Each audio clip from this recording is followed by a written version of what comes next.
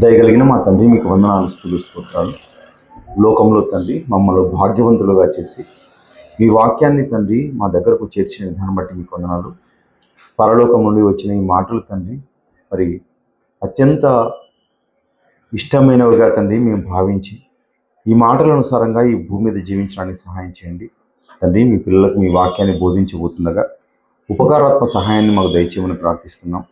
మేమందరూ తండ్రి మీ వాక్యానుసారంగా ఈ భూమి మీద బ్రతికి మిమ్మల్ని మహింపరిచి మీరున్న ఉన్నతమైన శ్రేష్టమైన లోకం చేరే భాగ్యం మాకు దయచేయమని ప్రార్థిస్తూ అర్థిస్తూ సమస్త గంధర్వములను మీకు ఆరోపిస్తూ క్రీస్తు నామములో ప్రార్థిస్తున్నాం తండ్రి, ఆమేన్.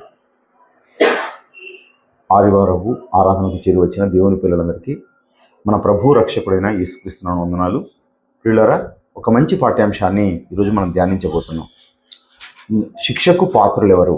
శిక్షకు పాత్రులు ఎవరు? శిక్ష అనగానే మనందరికీ తెలుసు, అది ఏమండి కష్టంతో కూడినది, ఇబ్బందితో కూడినది. ఈరోజు చెరసాలలో ఉన్న వారికి మరి ఒక జడ్జి ఏమని తీర్పిస్తాడంటే, వీరు శిక్షకు వీళ్ళు వెళ్ళిపోవాలి, చెరసాలలో ఉండాలి. ఏమంటే చెరసాలలో ఉండమన్నది ఒక శిక్ష, ప్రేమైన దేవుని వల్ల. అంటే అలాంటి శిక్షకు వెళ్ళిపోతున్నాము అంటే ఏదో తప్పు అన్నది వాళ్ళు చేశారు. ఆ తప్పు అన్నది వారు పట్టుకున్న వెంటనే, గుర్తించిన వెంటనే వారిని శిక్షకు అప్పగిస్తారు. అలా ఈ సమాజంలోనే మనం ఏం చూస్తున్నాం అంటే శిక్షలు చూస్తూ ఉన్నాం. ఎవరైతే శిక్షకు పాత్రులుగా ఎంచబడుతున్నారో వారు చాలా బాధపడుతుంటారు, ఏడుస్తూ ఉంటారండి, ఇబ్బంది పడుతుంటారు, వాళ్ళ కుటుంబాలు ఇబ్బంది పడుతూ ఉంటాయి. అంటే మనం శిక్షలోకి వెళ్ళకూడదు అనుకుంటాం, మనం మంచి ప్రశాంతమైన జీవితం జీవించాలి, శిక్షలోకి వెళ్ళిపోకూడదనే ప్రతి మనిషి కోరుకుంటాడు. కానీ శిక్ష ఎందుకు పడుతుంది అంటే ఏవో చేయరాని తప్పులు, నేరాలు, ఘోరాలు వాళ్ళ జీవితంలో చేసేసారు. ఈ ప్రపంచంలో జరుగుతున్నాయంటే చాలా జరుగుతున్నాయండి. ఈ ప్రపంచంలో భార్యలను చంపే వాళ్ళు ఉన్నారు, అత్యాచారాలు చేసేవాళ్ళు ఉన్నారు, తిరుగుబోతులు ఉన్నారు, తాగుబోతులు ఉన్నారు, చెడ్డవాళ్ళు ఉన్నారు, మోసం చేసేవాళ్ళు ఉన్నారు. అందరికి కూడా అంటే శిక్షలండి. కానీ ఒక్కొక్కరికి ఒక రకమైన శిక్ష. చూడండి, ఎవరైనా ఒక మనిషిని ఏం చేశారు, ఒక 420 కేసు అండి. అంటే మోసపుచ్చామనుకోండి, దొంగతనం చేశామనుకోండి, దానికి ఒక కేసు ఉంటుంది. మనిషిని చంపామనుకోండి, దానికి ఇంకొక రకమైన కేసు ఉంటుంది. దేశద్రోహం చేసామనుకోండి, దానికి ఇంకొక రకమైన కేసు ఉంటుంది. అన్ని దానికి ఒకే శిక్ష కాదు, ప్రేమ దేవుని వల్ల. ఒక్కొక్క దానికి ఒక్కొక్క రకమైన శిక్ష ఉంటుంది. ఆ శిక్షకు వాళ్ళు పాత్రులుగా ఎంచబడతాము. చూడండి, అదేవిధంగా ఈ మధ్య కాలంలో లేని మాటలు చెప్పి ఏం చేస్తుంటారు, మోసం చేస్తూ ఉంటారు. మీకు ఉద్యోగం ఇప్పిస్తామండి అంటారు. ఉద్యోగం ఇప్పిస్తామని దాదాపు ఒక 2 సంవత్సరాలు తిప్పుకుంటారు. అంటే మీకు ఉద్యోగము ఫలానా సమయానికి వస్తుంది, మీకు ఇప్పిస్తామండి, మాకు కొద్దిగా డబ్బులు ఇవ్వండి అని వాళ్ళతో తీసుకొని ఉద్యోగం ఇప్పిస్తాము, ఇదిగో వీళ్ళతో మాట్లాడుతున్నాం, వాళ్ళతో మాట్లాడుతున్నాం, ఇప్పుడు ఎందుకు మాట్లాడలేకపోతున్నామంటే ఇదిగో క్రిస్మస్ సెలవులు, నెక్స్ట్ మళ్ళీ ఏమంటారు సంక్రాంతి సెలవులు, మళ్ళీ ఆ పక్క ఏమంటారు ఉగాది సెలవులు, దసరా సెలవులు, ఏవో చెప్పుకుంటూ సంవత్సరాలు గడిపేస్తూ ఉంటారు. అలా గడిపి గడిపి గడిపి లాస్ట్ చివరికి ఏమొస్తుంది, వాళ్ళ మీదకి శిక్ష అన్నది తెచ్చుకుంటారండి. అంటే ప్రతి మనిషి కూడా ఈ ప్రపంచంలో 850 కోట్ల మందిలో ఎవరినో మోసం చేసి అభ్యంతరకరంగా ఈ భూమి మీద మనుషులు జీవిస్తూ ఉన్నారు. వారందరికీ కూడా శిక్ష అన్నది ఉన్నట్టుగా మనకు కనిపిస్తుంది. కానీ దేవాది దేవుడు ఎందుకు శిక్షను విధిస్తున్నాడు, నరకానికి ఎందుకు పంపిస్తున్నాడు, ఎందుకు దేవుడు నరకానికి పంపిస్తున్నాడు? నరకానికి పంపించాల్సిన అవసరం ఏముందంటేనా, దేవుడికి కూడా మనుషులు చేసే పనులన్నవి ఆయాసకరంగా ఉన్నాయండి. దేవుడు తాను ప్రేమించి ఇష్టపడి ఇచ్చే లోకం ఇది పరలోకం. అదేవిధంగా దేవుడు తను కోపించి మనుషుల జీవితాలను బట్టి వాళ్ళకు శిక్షించాలనుకొని వారిని పంపించే లోకమే నరకం. అంటే దేవుడు చాలా బాధపడ్డాడు, వారి జీవితాన్ని బట్టి చాలా బాధపడి కృంగిపోయి, వీళ్ళు అసలు మనుషులే కాదు. చూడండి, కొద్దిమందిని తిడుతూ ఉంటారు, వీడు ఎంత ఘోరమైన వాడు అంటే అంటుంటారు. అంటే వాళ్ళ పరిస్థితి బాగోలేదు, ఈమె ఎంత చెడ్డదంటే అని మాట్లాడుతుంటారు. అంటే ఒకరిని బట్టి వాళ్ళని ఏం చేస్తున్నాం, వాళ్ళ క్రియలను బట్టి మనుషులు కోపిస్తున్నారు వాళ్ళ మీద. మనుషులే కోపిస్తున్నారంటే దేవాది దేవుడు చాలా కోపిస్తాడండి. కనుక ప్రియమైన దేవుని వల్ల అలాంటి వాళ్ళకు దేవుడు ఏమిస్తున్నాడు, నరకాన్ని ఇస్తున్నాడు. ఎందుకు నరక శిక్షను ఇవ్వడానికి కారణమేమి, ఎందుకు ఇవ్వాలి నరక శిక్ష అంటే, ఈరోజు మనం చూస్తూ ఉన్నాం, ఈ సృష్టిని అంతా చూస్తూ ఉన్నాం. ఈ సృష్టిలో ఆ సూర్యుడు చూడండి బగ బగ బగ బగ మండుతున్నాడు. ఎప్పటి నుంచి మండుతున్నాడు అంటే, మనమున్నాం, మన తరాలు కాదు, మన ముత్తాతల తరాలు ఉండేవి, వాళ్ళ తరాలు, ఇంకో తరాలు ఎన్నో తరాలు పోయినా అక్కడ సూర్యుడు మాత్రం అలాగే ఉన్నాడండి. ఆకాశంలో సూర్యుడు ఉన్నాడు, ఆకాశంలో చంద్రుడు ఉన్నాడు, అదేవిధంగా నక్షత్రాలు ఉన్నాయి, గ్రహాలు ఉన్నాయి. చూడండి, ఇవన్నీ కూడా భూమి ఉంది.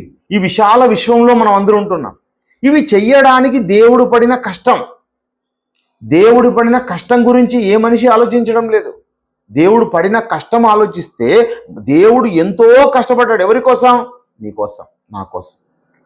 ఏమండి, మనం తింటూ ఉన్నాం పండ్లు అన్నా వెంటనే ఇదిగో కొద్ది కాలం పోతే మనకు మంచి పండ్లు వస్తాయండి, ఎండాకాలంలో మామిడి పండ్లు అంటాం. ఆ మామిడి పండ్లలో ఎన్ని రకాలు ఉన్నాయో చూడండి. ఎవరు చేసేవన్నీ కూడా దేవుడు చేశాడు, దేవుడు అందించాడు. ఒక యాపిల్ తింటావు, ఎన్ని వందల రకాల వేల రకాల పనులు చేశాడు చూడండి దేవుడు. ఎన్నో అండి. ఇప్పటికీ మనం తినని పనులు చాలా ఉన్నాయి, అవి మనం ఇంకా చూడని పనులు కూడా చాలా ఉన్నాయి. అలా అన్నింటి ఎవరు చేశారు? దేవుడు చేశాడు. ఎవరి కోసం? మానవుడి కోసం. ఒక నాలుక రుచి ఎరిగిన దేవుడు, ఉప్పు, కారం, పులుపు, చేదు, ఆ రకాలలో ఎన్నో రకాల పండ్లు, ఎన్నో రకాల కూరగాయలు. ఏమండి, సముద్రం, ఆ సముద్రంలో వేల రకాల చేపలండి. ఒక చేపల మార్కెట్కి వెళ్ళామనుకోండి, చేపల ధర ఎంత అండి అంటారు. అంటే 170 అన్నాడు అనుకోండి, 150కి ఇవ్వమండి అంటే అది 150 అన్నా, 170 అన్నా, 300 అన్నా, 10 రూపాయలే కేజీ అన్నా, అదన్నీ మనిషి పెట్టుకున్నామండి. చేపకు ధర నువ్వు కట్టేది కాదది. దేవుడు చేశాడు, క్రియేషన్ చేశాడు, దాన్ని సృష్టించాడు దేవుడు. ఆ సృష్టించడం ఈ ప్రపంచంలో ఎవ్వరూ చేయలేరు పిల్లలు.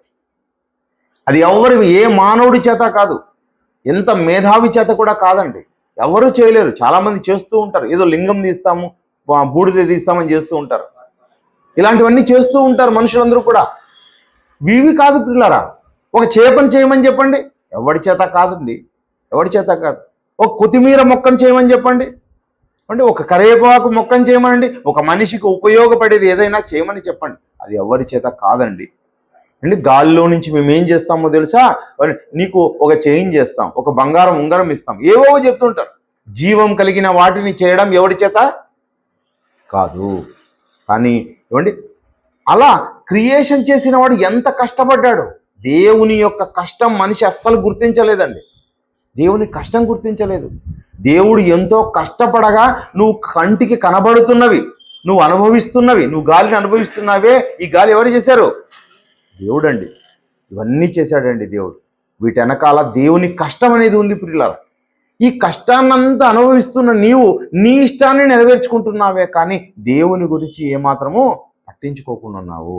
ఏమండి, అంటే అన్యులు కూడా పట్టించుకోవడం లేదు. అంటే క్రైస్తవుల్లో చాలామంది చాలా చర్చిలలో సత్యం ఎరగకుండా ఉన్నారు. సత్యం ఎరిగిన వారుగా మనం ఉన్నాం. 3 కేటగిరీలు చేసుకుందాం పిల్లలు. ఎవరికి కఠినమైన శిక్ష కూడా ఆలోచించండి మీరందరూ కూడా. ఇంకా కఠినమైన శిక్షలో కఠినాతి కఠినమైన శిక్ష కూడా ఇంకా ఎవరికి ఉంటుందో కూడా ఆలోచిద్దాం ఈరోజు. అంతే, వారందరికీ శిక్షలు వస్తున్నాయి. ఆ శిక్షల్లో ఏమంటే డిగ్రీ అంటారు, ఒకసారి 1st degree, 2nd degree, 3rd degree, 4th degree అనుకుందాం. అంటే వాటిలో కూడా రేంజెస్ ఉన్నాయంట. శిక్షలలో ఏమున్నాయి? రేంజెస్. ఏమండి, ఒకడు దొంగతనం చేశాడు, 1,00,000 రూపాయలు దొంగతనం చేశాడు, వానికి కూడా ఏం చేస్తారు? శిక్ష విధిస్తారు. ఒకడు 1,00,00,000 రూపాయలు దొంగతనం చేశాడు, వానికి శిక్ష విధిస్తారు. ఒకడు ఇదే కాకుండా ఏమండి, ఈరోజు పేపర్కు న్యూస్ వచ్చిందండి. ఇమ్రాన్ ఖాన్, పాకిస్తాన్ యొక్క ఆయన మాజీ అధ్యక్షుడు, పాకిస్తాన్ మాజీ అధ్యక్షుడు అంటే ప్రధాని అనుకుంటాను.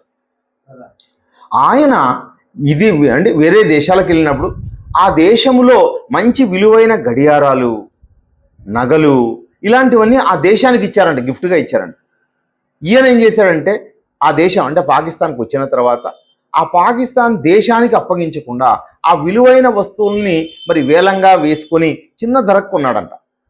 అంటే ఆయన చేతిలో అధికారం ఉంది కనుక అధికారాన్ని ఏం చేశాడు? దుర్వినియోగం చేశాడు. 1 కోటి రూపాయల జరిమానా వేసి భార్యాభర్తలకి, మరి ఆ తర్వాత ఏం చేశారంట? 17 ఏళ్ళు శిక్ష విధించారంట. అసలే ఆయనకి 80 ఏళ్ళు ఉంటాయి లేదా 70 ఏళ్ళు ఉంటాయి. ఆ వయసు వానికి మళ్ళీ 17 ఏళ్ళు శిక్ష విధించారంట. చూడండి, అంటే అలా శిక్ష విధించే దొరుకుతున్నది ఎవరు? ఇక్కడ వాళ్ళే దొరుకుతున్నారు, ఈ ప్రభుత్వాలకే దొరుకుతున్నారు. మరి దేవుని ప్రభుత్వానికి దొరకని వాళ్ళు ఎవరు? ఆలోచించండి పిల్లరా. ఎవరైనా దొరికిపోతారు దేవుని ప్రభుత్వానికి. ఎందుకంటే ఏదైతే మనసులో పుట్టిందో దాన్ని దేవుడు బయట పెట్టగలడండి. కనుక అలాంటివన్నీ కూడా దేవుడు గుర్తిస్తాడన్న ఇంగిత జ్ఞానం లేకుండా, దేవుని యొక్క భయం లేకుండా ఉన్న ప్రజలకు శిక్షకు పాత్రులుగా మిగిలిపోతారు. దేవుడు అందరినీ శిక్షకు పంపించడానికి రెడీగా ఉన్నాడు. దేవునికి కావాల్సింది ఏమంట? నేను పరిశుద్ధులను కనుక మీరును పరిశుద్ధులై ఉండండి. నా పిల్లలారా మీరు పరిశుద్ధులుగా జీవించండి. నా పిల్లలారా పరిశుద్ధులుగా మీరు ఉండండి. ఎందుకంటే పరిశుద్ధులకు ఆ లోకం, ఈ లోకం అండి పరలోకం. కనుక ఆ లోకాన్ని ఆశించక బ్రతికిన వారికి దేవుడు ఏమిస్తాడు? శిక్షకు పాత్రలుగా ఎంచుతున్నాడు. ఇందాక చదవబడిన వాక్యం దగ్గరికి వెళ్దాం. లూకాసు వార్త 12వ అధ్యాయము, లూకాసు వార్త 12వ అధ్యాయము 47వ వచనంలో, తన యజమానుని చిత్తమెరిగియుండియు సిద్ధపడక అతని చిత్తము చొప్పున జరిగింపక ఉండు దాసునికి అనేక దెబ్బలు తగులును. చూడండి, తన యజమానుడు ఎవరు? మన యజమానుడు దేవుడండి. దేవుడు మన యజమానుడైతే ఆయన చిత్తం ఏదో మనకు తెలుసంట. ఆయన చిత్తము ఎరిగియుండియు అలాగు చేయక ఏం చేస్తున్నంట? చిత్తం ఎరిగియుండియు సిద్ధపడక అతని చిత్తం అంటే అలాగు చేయక అలాగు జరిగింపక ఉండు దాసునికి అనేకమైన దెబ్బలు తగులు. ఏమండి, బయటవాడికి లోపల వాడికి, క్రైస్తవుడికి ఉన్న డిఫరెన్స్ ఇక్కడ చెప్తున్నాడండి. బయటవాడెవడు? అసలు దాసుడే, వాడికి యజమాని గురించే తెలీదు. యజమానుడు ఏం చెప్తున్నాడో వీడికి తెలీదు. ఎలా ఉన్నట్లా? ఎంఆర్ ఉన్నట్లా. అన్యులంతా ఎలాంటి వాళ్ళండి? ఎంఆర్లు. అంటే వాళ్ళు ఏం చేస్తున్నారో వాళ్ళకే తెలియదు. వాడు భార్యతో కొట్లాడతాడు, పిల్లలతో కొట్లాడతాడు, ఏమండి ఎవరితోనో కొట్లాడతాడు, ఎవరినైనా చంపుతాడు. వాడికి ఎలా ఉండాలో వానికి కామన్ సెన్స్ లేదు. వాడి దగ్గర గ్రంథం లేదు. వాడు ఎలాగైనా ఉండొచ్చు. వాడికి ఏం దెబ్బలు తగులుతాయంట? వాడికి కొద్ది దెబ్బలేంట. చూడు కింద చెప్తున్నాడు అక్కడ, అయితే తెలియక దెబ్బలకు తగిన పనులు అంటే వీడికి కూడా దెబ్బలు తగులుతాయి. వీడికి కూడా దెబ్బలే. ఎందుకు? తప్పు చేశాడు కదా. అంటే భార్యను చంపితే తప్పు కదా, బిడ్డలను చంపితే తప్పు కాదా, దొంగతనం చేస్తే తప్పు కాదా? వాడికి తెలుసు. కానీ దేవుని గురించి పూర్తిగా తెలియదు. దేవుడు అంటే ఎవరో తెలియదు. దేవుడు నరక శిక్షణ ఇస్తాడన్న విషయం తెలియదు. అది తప్పో రైటో తెలియక ఏదేదో చేస్తూ ఉంటాడు వాడు. దేవుని గురించిన మహాజ్ఞానం మనకి తెలియదు. అలాంటి పరిస్థితిలో ఉన్న మనకి చెప్తున్నాడు, తెలియక దెబ్బలకు తగిన పనులు చేసిన వానికి కొద్ది దెబ్బలే తగులడం. అన్యులుగా ఉంటే కొద్ది దెబ్బలే అంటండి. ఏమంటే అర్థమవుతుందా? అన్యులుగా ఉంటే ఏం దెబ్బలు? కొద్ది దెబ్బలే. కానీ క్రైస్తవుడు వై గ్రంథం పెట్టుకుంటే ఎన్ని దెబ్బలు తగులుతాయి? మహాదెబ్బలు తగులుతాయి. ఏమండి, నీకు తెలుసు కదా, జ్ఞానం ఉంది కదా, నీకు జ్ఞానం తెలుసు కదా, నేను ఎంత కష్టపడ్డానో తెలుసు కదా. అంత కష్టపడిన నేను ఎన్ని మాటలు చెప్పాను నీకు, నా మాటల అనుసారంగా నువ్వు బ్రతకమని చెప్పాను కదా. యవ్వనములకు వచ్చిన తర్వాత నువ్వు బాప్తిస్మం తీసుకొని దేవుని మార్గంలో నడవాలని చెప్పాను కదా. నేను చెప్పలేదా? చెప్పాను. దేవుడు ఉన్నాడని తెలీదా? తెలుసు. క్రీస్తు వచ్చాడని తెలీదా? తెలుసు. క్రీస్తు నీ కోసం రక్తం కార్చాడని తెలీదా? తెలుసు. రక్తం కారిస్తే నువ్వు ఎలా బ్రతకాలి? దేవుని కోసం బ్రతకాలి. దేవుని జ్ఞానాన్ని తెలీదా? నీకు జ్ఞానం నేర్చుకోవాలని. దేవుని జ్ఞానం 12 ఏళ్ల వయసుకంతా యేసుక్రీస్తు వారు ప్రకటిస్తున్నారంటే ఆయన మార్గదర్శనం చెప్పుకున్నా. నువ్వు ఆ మార్గంలో ఉన్నావా? అన్నీ తెలుసండి, కానీ చెయ్యను నేను. అప్పుడు ఏమవుతుంది? ఇక ఎక్కువ దెబ్బలు తగులుతాయి. ఎందుకు ఎక్కువ దెబ్బలు? నీకు తెలిసి మళ్ళీ తప్పు చేస్తున్నావు. వాడు తెలియక తప్పు చేస్తున్నాడు, నువ్వు తెలిసి తప్పు చేస్తున్నావు. ఏమంటే తెలిసి తప్పు చేస్తే చాలా దెబ్బలు తగులుతాయన్న విషయం చెబుతున్నాడు ప్రేమైన దేవుని వల్ల. కనుక దేవుని కోరిక, దేవుని ఇష్టం తెలిసి నువ్వు వాస్తవంగా నువ్వేం చేస్తావు? మళ్ళీ పాపాలు చేస్తున్నావు. వాళ్ళకు వాస్తవానికి పాపాలు అంటే ఏమో తెలియదు. వారికి దేవుడి గురించిన సంపూర్ణ జ్ఞానం లేదు. సంపూర్ణ జ్ఞానం ఎరిగి ఉండి కూడా చేస్తే వాడికి చాలా దెబ్బలు తగులుతాయని చెప్తున్నాడు. అదేవిధంగా మరొకరు ఉన్నారండి, విశ్వాసులు. కొద్దిమంది విశ్వాసుల కన్నా పైన ఎవరున్నారంట? బోధకులు, అదేవిధంగా యాజకులు, దేవుని పని చేసేవారు, మేము దేవుని పని చేస్తున్నామని చెప్పుకుంటున్నవారు. అంటే వాళ్ళకి శిక్ష లేదా? ఏమండి, విశ్వాసులకైతే శిక్ష ఉందని చెప్తున్నాం, వాక్యం తెలుసు కాబట్టి. మరి ఎవరైతే బోధకులుగా ఉన్నారో బోధకులకు ఉన్న శిక్ష చూడండి. యాకోబు రాసిన పత్రిక యాకోబు రాసిన పత్రిక 3వ అధ్యాయము, యాకోబు రాసిన పత్రిక 3వ అధ్యాయం మొదటి వచనం. నా సహోదరులారా, బోధకులమైన మనము మరి కఠినమైన తీర్పు పొందుదమని తెలుసుకొని మీలో అనేకులు బోధకులు కాకుండుడి. బోధకులు కమ్మంటున్నాడా వద్దంటున్నాడా? వద్దంటున్నట్టుగా ఉంది. మరొక చోటు చూస్తే ఏముంటుంది? ఇదిగో కోత విస్తారంగా ఉంది, పనివారు తక్కువగా ఉన్నారు, కొద్ది మందే ఉన్నారంటాడు. పనివారు ఒక చోట కావాలంటున్నాడు, ఇక్కడ పనివారుగా మీరు ఉండకండి అంటున్నాడు. ఏది కరెక్టు? రెండూ కరెక్టే అండి. పనివారుగా ఉంటే నీకేముండాలి? చాలా నువ్వు ఏం పాటించాలంట? దేవుని మాటను మరింత ఎక్కువగా ఆలోచించి నువ్వు పని చేయి. ఎందుకు? బోధకులమైన మనము మరి కఠినమైన తీర్పు, అంటే కఠినమైన శిక్ష ఉంది బోధకులకు. ఏమంటే బోధకులకు ఏ శిక్ష ఉందంట? కఠినమైన శిక్షకు నువ్వు పాత్రుడు అయిపోతావు. శిక్షకు పాత్రుడుగా ఎంచబడతావు నువ్వు. ఎలాంటి శిక్ష? కఠినమైన శిక్షకు పాత్రుడు అవుతావు కనుక నువ్వు మరింత జాగ్రత్తగా ఉండాలి. ఏమండి, మనము జాగ్రత్తలు పాటించాలి. దేవుడు ఏ మాటలు చెప్పాడో ఆ మాటలన్నీ నువ్వు అనుసరించాలి. అంటే నీ తల్లిదండ్రులను సన్మానించమంటాడండి దేవుడు. అదేవిధంగా క్రైస్తవుడైన వాడు తన పని తాను చేసుకోవాలి. క్రైస్తవుడైన వాడు ఎలా ఉండాలి? క్రీస్తుకు మాదిరిగా ఉండాలి. మహాజ్ఞాన సంగతులన్నీ మీకు తెలుసు కదా, ఎలా ఉండాలి? చాలా జాగ్రత్తగా ఉండాలి. కానీ బయట ప్రజలు ఉన్నారు పిల్లరా, బోధకులమని చెప్పుకుంటూ ఉన్నారు. వాళ్ళు ఎలా ఉన్నారు? బోధకులు అసలు బోధే చేయడం లేదు.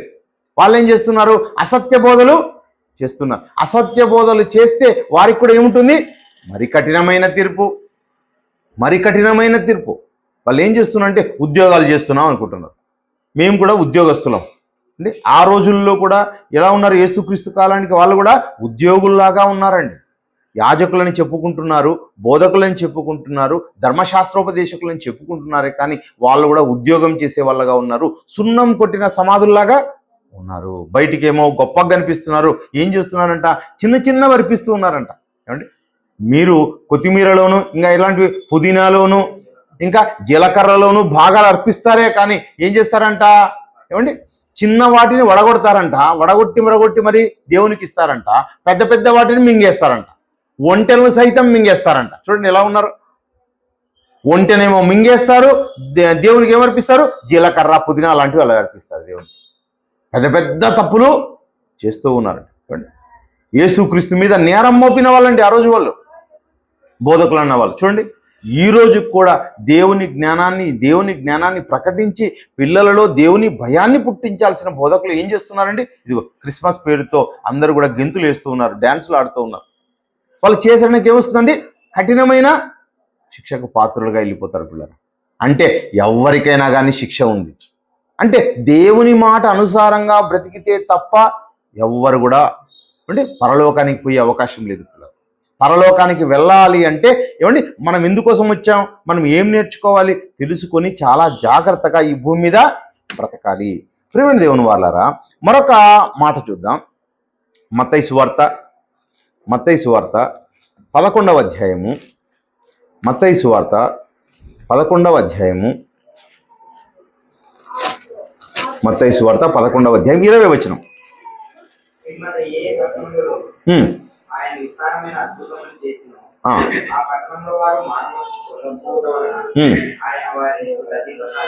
చూడండి, ఇవి యేసుక్రీస్తుల మాటలాడు.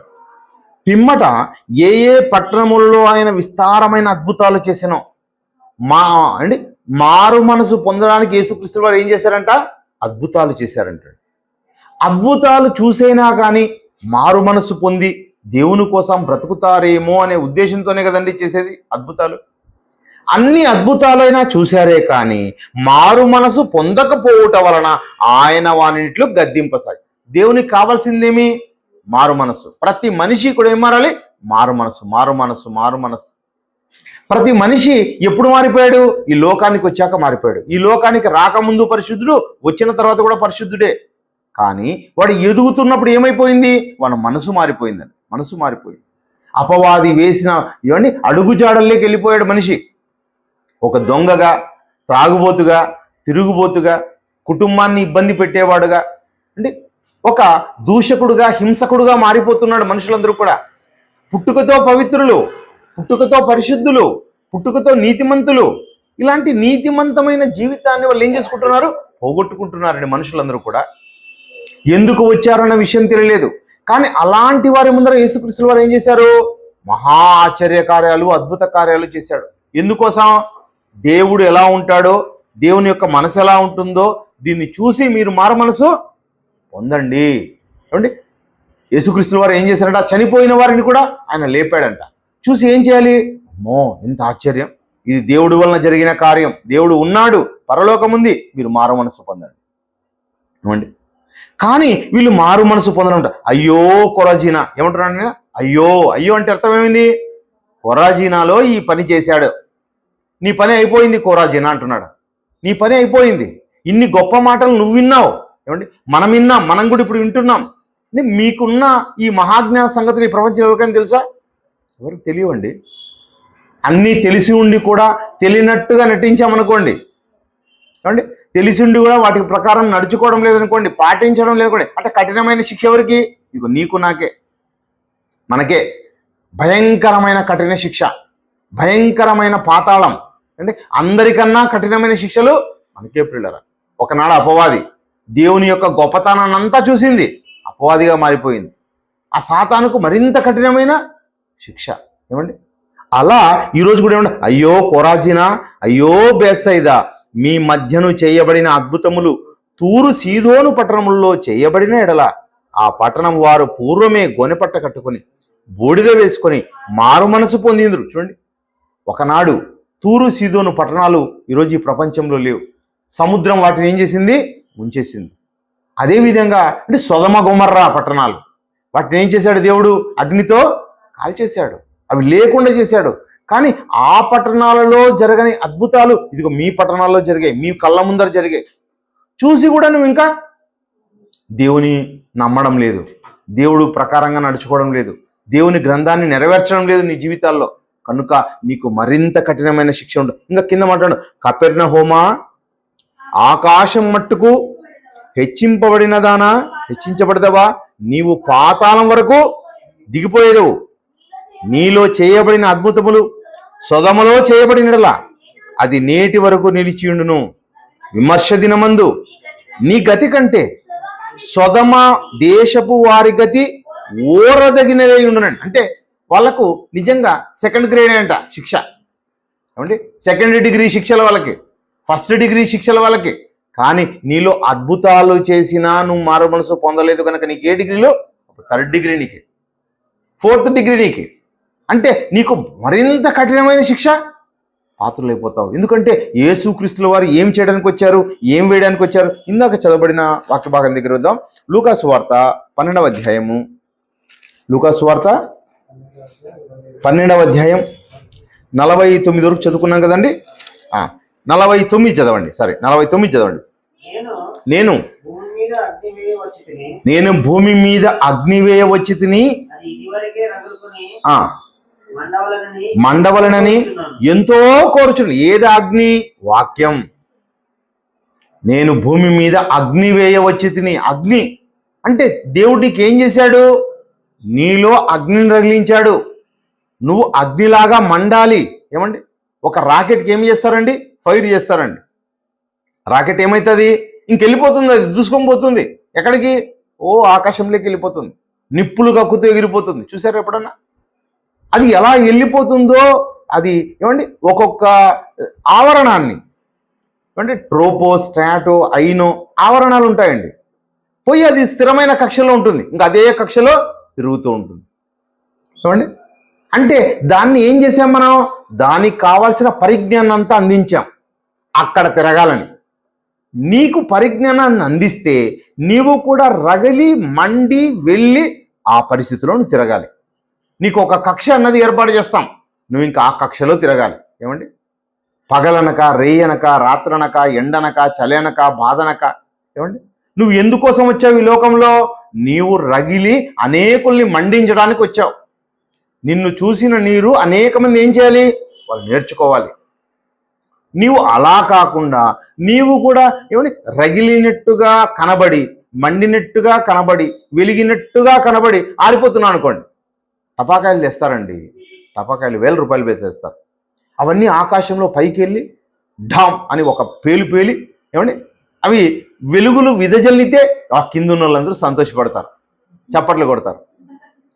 కానీ అవి ఏదో పాకిస్తానో చైనావో తీసుకొచ్చుకున్నాం అనుకోండి, 1,00,000 రూపాయలు పెట్టి తెచ్చినాం, అన్నీ ఈడ పేలిస్తే ఈడే టప్ అంటున్నాను అనుకోండి, భలే పేలాయండి అంటారా? ఏమంటారు వాటిని చూసి? అయ్యో ఏమన్నా పటాకులు, ఏమన్నా టపాకాయలాయి అని బాధపడతాం. అంటే అలాంటి వారుగా మనం ఉండకూడదు. మనల్ని ఏం చేశాడు దేవుడు?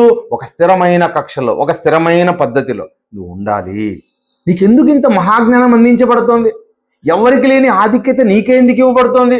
నువ్వు మారు మనసు పొంది క్రీస్తుకు మాదిరిగా నిలబడాలని, లోకాశల్లో నుంచి నువ్వు బయటపడాలని. క్రీస్తుకు లోకాశలు లేవండి. క్రీస్తు బయటకు వచ్చి ఎప్పుడో తెలుసు ఆయనకి. ఈ లోకాశలనేవి శరీరాశ, నేత్రాశ, జీవపుడమ్మం, అవి తండ్రి వలన కలిగినవి కావు. ఇవి అపవాది పెట్టాడు. ఇవి అపవాది పెట్టాడు, అపవాది తగిలించాడు. అపవాది క్రియలకు మనం దాసులుగా కాకూడదన్న విషయం తెలుసండి. అందుకనే అపవాది వచ్చిన వాటిలోకి యేసుక్రీస్తుల వారు పడలేదు. ప్రేమైన దేవుని వారలారా, మరి అద్భుతాలు చూసి కూడా మారు మనసు పొందకపోతే ఏమండి కఠినమైన శిక్షలోకి వెళ్ళిపోతారు. అంటే ఈరోజు మన మధ్యలో అద్భుతాలు మనం చూడటం లేదు, అద్భుతాలుగా మనం ఆశించడం లేదు. మనం ఏం చేస్తున్నాం? మనం ఏం కోరుకుంటున్నాం? ఇదిగో దేవుని కోసం బ్రతకాలి, దేవునిలో ఫలించాలని మనం కోరుకుంటున్నాం. అంటే ఎక్కువ ఆపర్చునిటీస్ ఎవరికి వచ్చాయి చెప్పండి? మనకు చాలా ఆపర్చునిటీస్ వచ్చాయండి. ఇంకొక కోణంలో ఆలోచిస్తే, అంటే ఈ లోకంలో ఎవ్వరు వినని వాక్యం మనం వింటున్నాం, ఎవ్వరికీ లేని వాక్య కార్యక్రమాలు మనకుంటున్నాయి. ఏమండి ఎవ్వరు వినని కనని గొప్ప గొప్ప సంగతులు, ఒక్కొక్క రోజుకి ఒక్కొక్క పాఠం. మీరు 7 రోజులు వినండి, 7 రకాల పాఠాలు. ఏమండి ఒకే రోజే 5 పాఠాలు, ఒకే రోజే 4 పాఠాలు కూర్చొని వినగలుగుతామంటే వస్తూనే ఉంటాయి. అంటే ఇంత గొప్ప సంగతులు మీకెందుకు వినబడుతున్నాయి? మీ మీద దేవుడు దృష్టి ఉంచాడు కనుక, మిమ్మల్ని దేవుడు కోరుకున్నాడు కనుక, దేవుడు ఈ లోకంలో నుంచి ప్రత్యేకించి కూర్చోబెట్టి మంచి మంచి గొప్ప సంగతులన్నీ మీకు చెప్పి దేవుడు మిమ్మల్ని కోరుకుంటున్నాడు. అంటే ఎవరికి లేని ఆపర్చునిటీస్ మీకే. ఈరోజు ఒక కలెక్టర్కి కానీ, ఒక సీఎంకి కానీ, పిఎంకు లేని ఘనత దేవుడు మీకే ఇచ్చాడు. అంత గొప్ప సంగతిని మనం ఏం చేసుకోవాలి? దాన్ని కాపాడుకోవాలి ప్రియులారా. అంటే కఠినమైన శిక్ష కోసం కాదండి మహాజ్ఞానం. మనం ఇదేనికోసం? పరలోకం కోసం.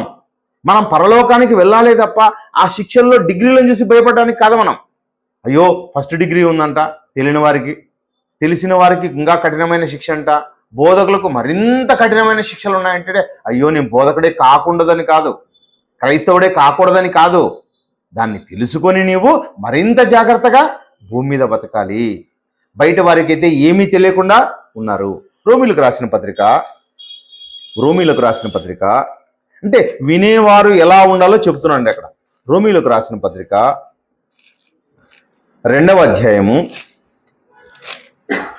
13వ వచనంలో, ధర్మశాస్త్రము వినువారు దేవుని దృష్టికి నీతిమంతులు కారు గాని ధర్మశాస్త్రమును అనుసరించి ప్రవర్తించు వారే నీతిమంతులుగా ఎంచబడుదురు. అంటే వినేవారు నీతిమంతులా? కాదండి. వినేవారు నీతిమంతులుగా దేవుని దృష్టికి ఎంచబడరు. ఎవరు నీతిమంతులుగా ఎంచబడతారు? ధర్మశాస్త్రం విని దాన్ని గైకొని దాని అనుసారంగా నడిచేవాళ్ళు అంటున్నాడు. ఒకనాడు ప్రవర్తించడం అంటే విని గ్రహించి దాని అనుసారంగా అంటే ప్రవర్తించడమే అర్థం. ప్రవర్తనలోకి తీసుకొని రావాలి. ఏమండి పాఠశాలకు పిల్లవాడు వెళ్ళాడండి, గణితాన్ని బాగా విన్నాడు, బాగా చూసి ఎగ్జామ్ హాల్లోకి పోయి నేను చేస్తానులే అనుకున్నాడు. పోయి చేశాడా? చూస్తే వస్తాయా మ్యాథ్స్? ఏం చేయాలని దాన్ని ప్రాక్టీస్ చేయాలి. Practice makes men perfect. అంటే ప్రాక్టీస్ చేయాలి. ఒక లెక్కను 2 సార్లు 4 సార్లు 6 సార్లు 10 సార్లు దాన్ని చేసిన తర్వాత వెళ్తే అక్కడ ఖచ్చితంగా రాయగలడు. అంటే మనము విన్నాము. వినడం ముఖ్యమే, కానీ విన్న తర్వాత ఏం చేయాలట? వినువారు దేవుని దృష్టికి నీతిమంతులు కారు, కానీ ధర్మశాస్త్రం అనుసరించి ప్రవర్తించేవారు, దాన్ని గ్రహించి దాని అనుసారంగా నడుచుకునేవారు, ప్రవర్తించేవారు దేవుని దృష్టికి గొప్పవారు. వాళ్ళు నీతిమంతులు. ఎవరు దేవుని దృష్టికి నీతిమంతులు? ప్రవర్తించేవారండి నీతిమంతులు. అంటే ప్రవర్తనలోనికి తీసుకొని రావాలండి ధర్మశాస్త్రాన్ని. దేవుని మాటలను మన ప్రవర్తనలోకి తీసుకొని రావాలి. పోనీ బయట వాళ్ళైతే దేవుని గురించి వినలేదు, క్రీస్తు గురించి వినలేదు, పరిశుద్ధాత్మ గురించి వినలేదు, దేవుని జ్ఞానాన్ని నేర్చుకోలేదు. కనుక వారికి ధర్మశాస్త్రమే తెలియదు. కనుక వారికి ఇబ్బంది లేదు. వారికి శిక్ష లేదా? శిక్ష ఉంది వారికి. వారు శిక్షకు పాత్రులే. కానీ వారి మీద శిక్ష ఏదంట? కఠినమైన శిక్ష వారికి లేదంట. ఎవరికి కఠినమైన శిక్ష? బోధ విన్న వారికి మాత్రమే కఠినమైన శిక్ష. ప్రేమంది, ఇంకొక వచనం చూద్దండి. ఇదే వచనమే యాకోబు రాసిన పత్రికలో చూడండి. యాకోబు రాసిన పత్రిక ఇందాక మనం చూసాం 22వ వచనంలో అదే మాటను దేవుడు మరి ఎక్స్ప్లెయిన్ చేస్తున్నాడు. మీరు వినువారు మాత్రమై ఉండి మిమ్మును మీరు మోసపుచ్చుకొనకుండా వాక్య ప్రకారము ప్రవర్తించువారై ఉండుడి. చూడండి, మీరు వినువారు మాత్రమై ఉండి మిమ్మును మీరు మోసపుచ్చుకొనక. ఏమండి, మిమ్మును మీరు అంటే అట్లా చేస్తామా?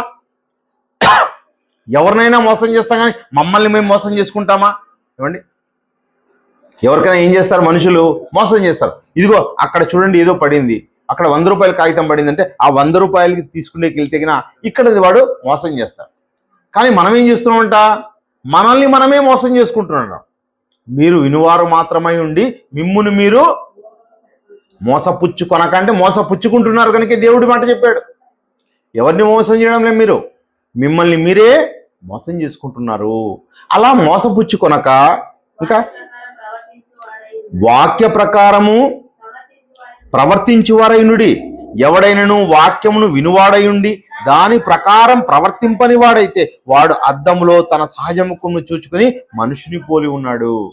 ఆ పక్క వెళ్తాడు, తను ఎలా ఉన్నాడో మర్చిపోతాడు. అలాగే సేమ్ యాజ్ ఇట్ ఈస్. వాక్యం చూస్తున్నావు, అవునా ఇలా ఉండాలంటున్నావు, ఇక్కడ నుంచి వాక్యం తీసేసిన వెంటనే, అద్దం తీసేసిన వెంటనే నీ ముఖం ఎలా మర్చిపోతున్నావో, ఏమండి, వాక్యం పక్కకు పోయిన వెంటనే నువ్వు మర్చిపోయేసి నీ ప్రకారంగా బ్రతుకుతున్నావు, నీ ఇష్టాన్ని నెరవేర్చుకుంటున్నావు. అలా నెరవేర్చుకుంటే ఏమైతావంట? నువ్వు కఠిన శిక్షకి వెళ్ళిపోతావు. ఏమండి, మనం కఠిన శిక్షకు వెళ్ళకూడదు అంటే వాక్య ప్రకారంగా ప్రవర్తించాలి. వాక్య ప్రకారంగా ప్రవర్తించాలి. ఏమండి, ఈ లోకంలో ఉన్నదంతా ఏంటంటే చెత్తా చెదారమేనండి. ఏది లేదండి ఈ లోకంలో. జ్ఞాన సంగతులు ఏమీ లేవు. ఏదో చూసి అబ్బబ్బబ్బబ్బా, ఏమండి, ఒక ఇల్లు చూసావు అనుకోండి, అబ్బబ్బబ్బబ్బా అంటారు. అది గొప్పది కాదు. నువ్వు రాబోయే కాలంలో బంగారం ఇంట్లో నివసిస్తావు. భూమి మీద ఉన్న ఇల్లు గొప్పది కాదు.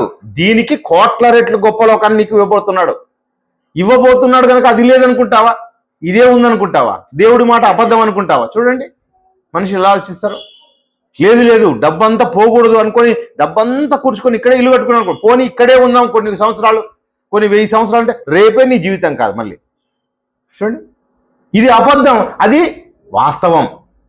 వాస్తవాన్ని గ్రహించాలి, కానీ అవాస్తవాన్ని బట్టి గొప్పది అనకూడదండి. చూడొచ్చు ఎవరు ఎంత పెద్ద ఇల్లు అయినా, అది లక్షల కోట్లతో కొట్టినా నువ్వు చూడొచ్చేమో, కానీ అదే గొప్పది అని అనకూడదండి.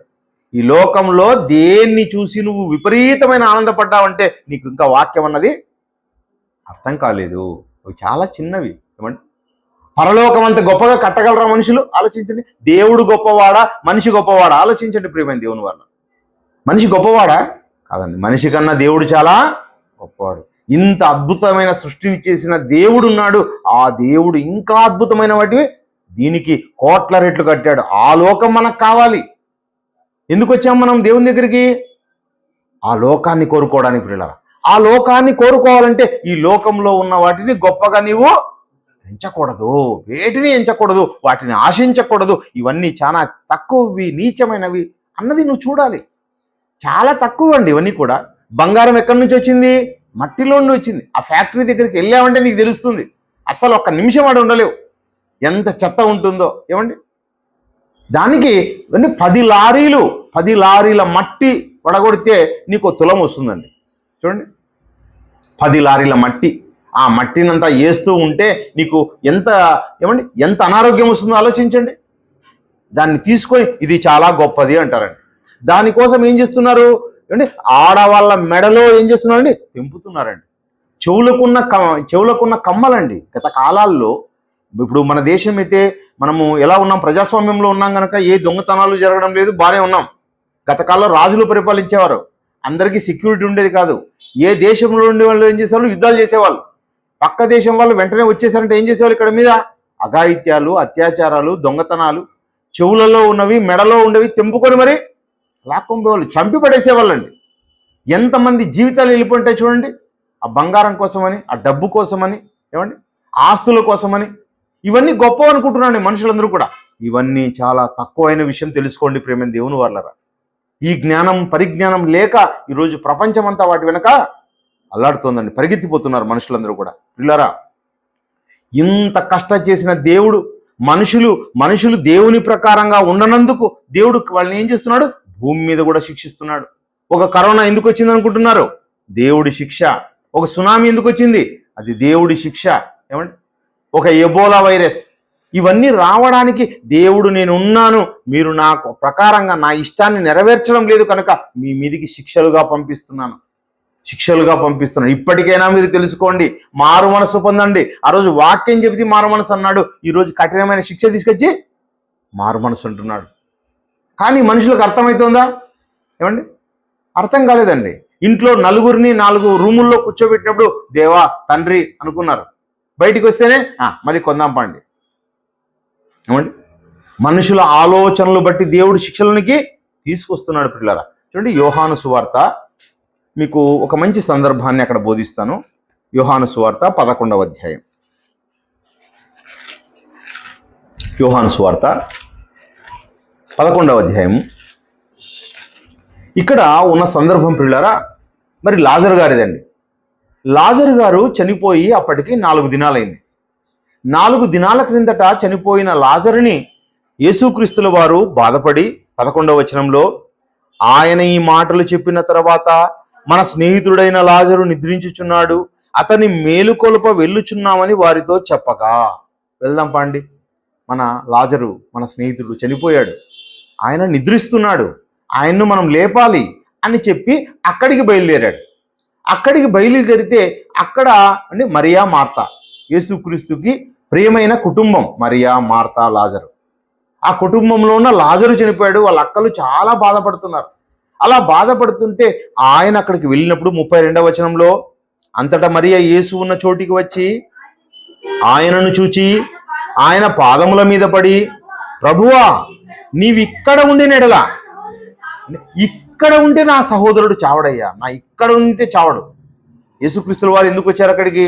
నేను మేలుకొలప వెళ్ళుచున్నాను, నేను మేలుకొలుపుతాను, చనిపోయినా తిరిగి లేపుతాను, వెళ్దాం రండి.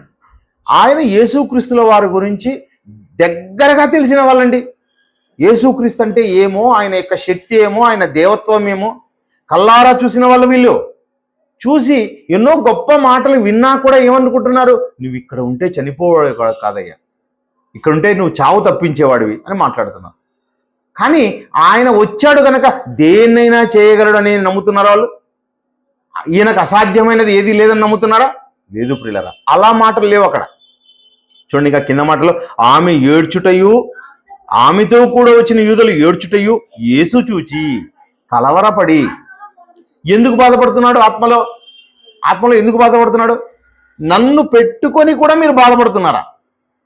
ఈ రోజు కూడా పిల్లలో భార్యో భర్తో చనిపోయాడంటే బాధపడుకుంటున్నారనుకోండి, దేవుడు వాళ్ళని చూసి ఆత్మలో ఇంకా మూలుగుతాడు. నువ్వు ఎలా బ్రతకాలి? దేవుని మాటను విశ్వసించి బ్రతకాలి, పరలోకానికి చేరేవాడుగా బ్రతకాలి.